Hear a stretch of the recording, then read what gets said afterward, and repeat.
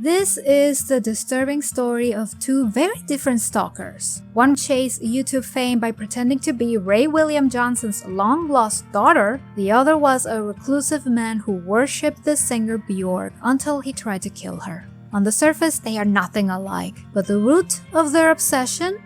Same disease, different symptoms. Today we are diving into two cautionary tales that show how parasocial relationships can turn downright dangerous. One ends in a cringy, desperate apology. The other ends in a crime scene.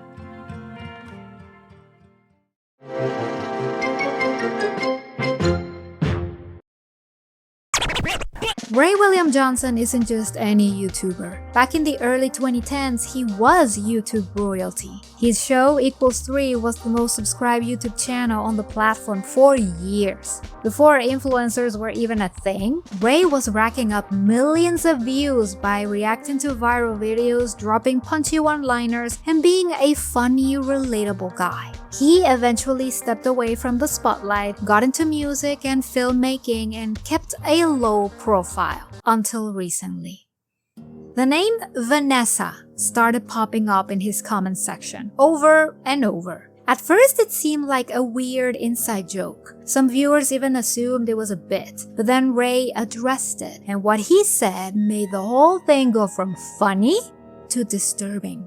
Guys, I have a problem. I think I might have a stalker. According to Ray, this woman, Vanessa, a mid-20s Australian woman, believes that he is her biological father. So this guy, he's my dad, and he abandoned me. This is Ray William Johnson, and he's from Oklahoma. He's super famous on YouTube. She claims her real dad is Ray William Johnson, a man who, by the way, is only 42 years old. This means Vanessa, who looks to be in her mid to late 20s, will have to be born when Ray was barely a teenager.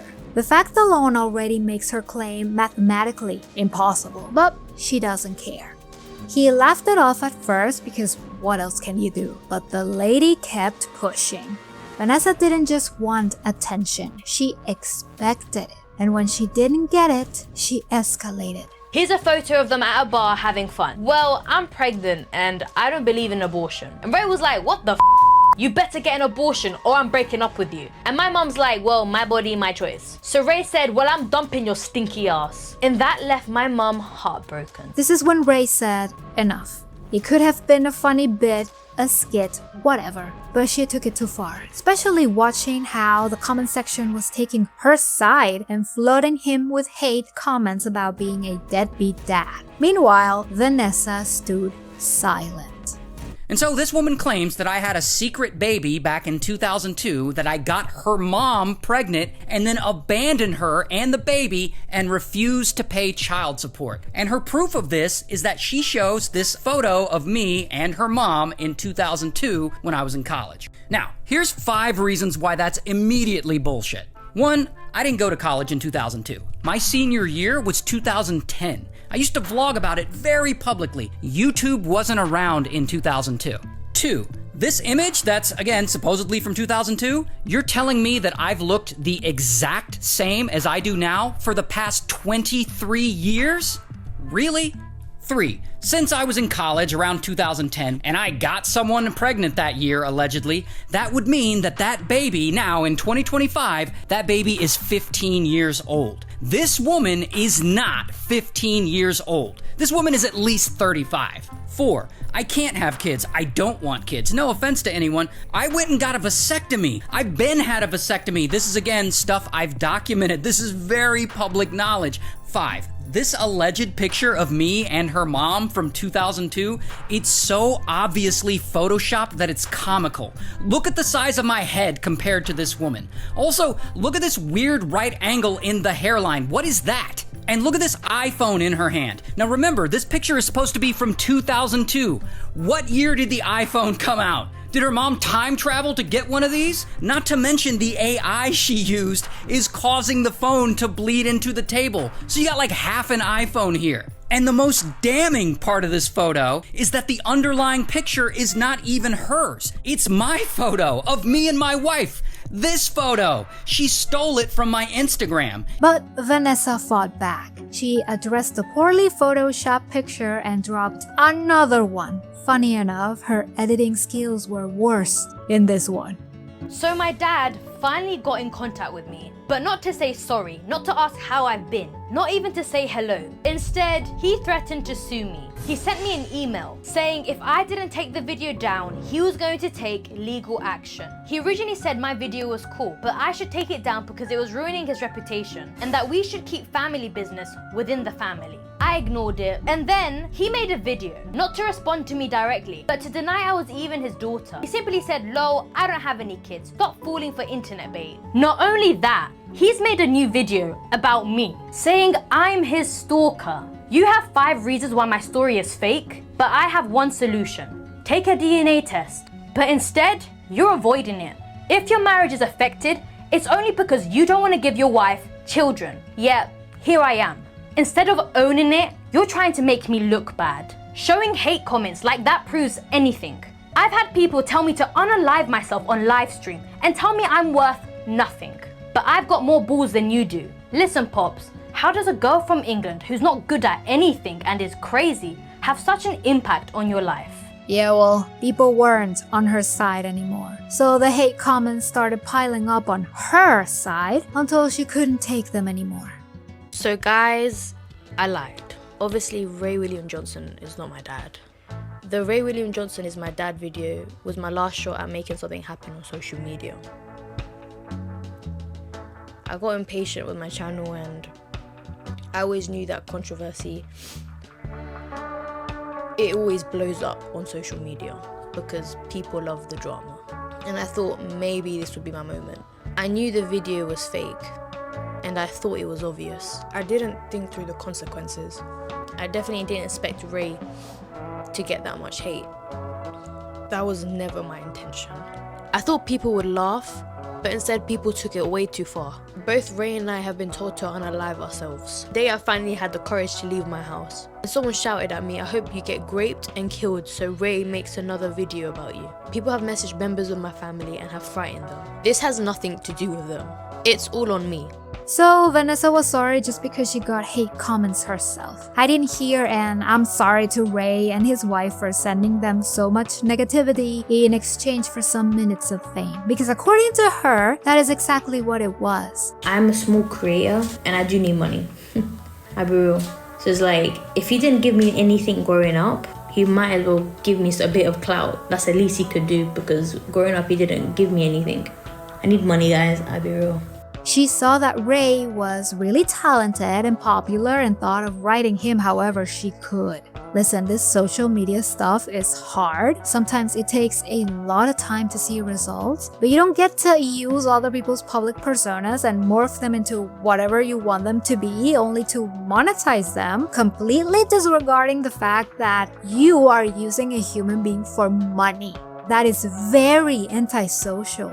The crazy thing is that this could have been a funny skit. Ray could have been her lost long dad, maybe Jenna Marbles was her real mom, with like, I don't know, Markiplier being her twin brother. Some of these people would have helped her in her skits. Vanessa was blinded by fast fame and just like that, her career disappeared. Now here's where the tone shifts, because while Vanessa's story ended in public embarrassment, Ricardo Lopez ended in something much worse. Ricardo wasn't after subscribers. He wasn't trying to go viral. He wanted something darker, something final, and the object of his affection wasn't a YouTuber. He was a famous singer named Bjork. Back in 1993, Ricardo became obsessed with the Icelandic singer. He called her his muse. But unlike your average fan who writes poetry or posts on forums, Ricardo believed Bjork had a special connection with him. Not romantic, not sexual, just spiritual. He was lonely, he was depressed, he had very little going on for him. He even suffered from gynecomastia, something that made him deeply ashamed of his body. So he lashed onto someone beautiful, talented, and ethereal. Bjork was everything he wasn't. he started keeping a diary, over 800 pages of thoughts, and most of them were about her. In that diary, the word Bjork appeared over 400 times. He mentions suicide 34 times and murder 14. Then one day, he saw a tabloid that changed everything. He mentioned on one of the videotapes that she apparently was dating a black man and that was unacceptable to him. Bjork was dating Goldie, a British musician and DJ. Ricardo didn't just feel rejected, he felt betrayed, and that's when the obsession turned violent. He began filming himself in secret. Over the course of several months, he recorded nearly 20 hours of video diaries. In those tapes, he plotted. First, he considered mailing her HIV-infected needles. Then he landed on something else. A book. Hollowed. Filled with sulfuric acid.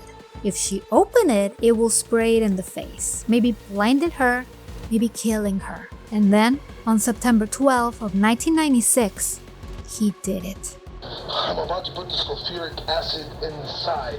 He went home, shaved his head, painted his face red and green, turned on the camera, played Bjork's song, I Remember You. He left a sign, The Best of Me, September 12th, and then he ended his own life. Police say it was inside this small Hollywood apartment. Lopez constructed a device designed to spray sulfuric acid on the singer. He then concealed it in a hollowed-out book and mailed it to Bjork in London, England. Fortunately for the singer, Lopez documented it all on videotape. We had seen on the videotape that he actually packaged it and mailed it, and we knew from the videotape the address to which he had mailed it. We then contacted Scotland Yard. They were able to locate it in a post office in South London, and then they were able to detonate it without incident. She was never harmed, but the trauma was real. She had to leave London. She hid with her family in Spain. She never saw the world the same again. Fun fact, the Welcome to Thailand incident was in February of that same year. Welcome to Bangkok. What a year. Here's why I'm telling you both stories. Parasocial relationships are everywhere now. TikTok creators, streamers, YouTubers, musicians, whatever. You feel like you know them. You feel like you deserve something from them. A reply, a thank you, maybe even love. But you don't. And I don't want to be cruel. I say that because real people are not your projections. You don't get to invent a relationship and expect someone to play along. Vanessa created a version of Ray William Johnson in her mind that matched her delusion. When he didn't act the way she wanted, she retaliated. She tried to humiliate him for attention. Ricardo created a version of Bjork that existed only for him. When she proved to be her own person with her own love life, he tried to erase her. One ended in a fake apology, the other ended in death. This is your reminder. Admiration is fine. Fantasies are normal, but when your fantasy demands another human being to behave a certain way for your happiness, that is not normal, that is not support, that is not even fandom, that is control. And when you need to control someone to feel seen, you don't need them, you need Jesus. So what do you think? Grim topic, but something social media has intensified in modern years. Leave me your thoughts in the comments. If you enjoyed this video, please leave a like or a dislike, it's okay. And subscribe, it's completely free. Have a fantastic day, and I will see you the next one. Stay safe.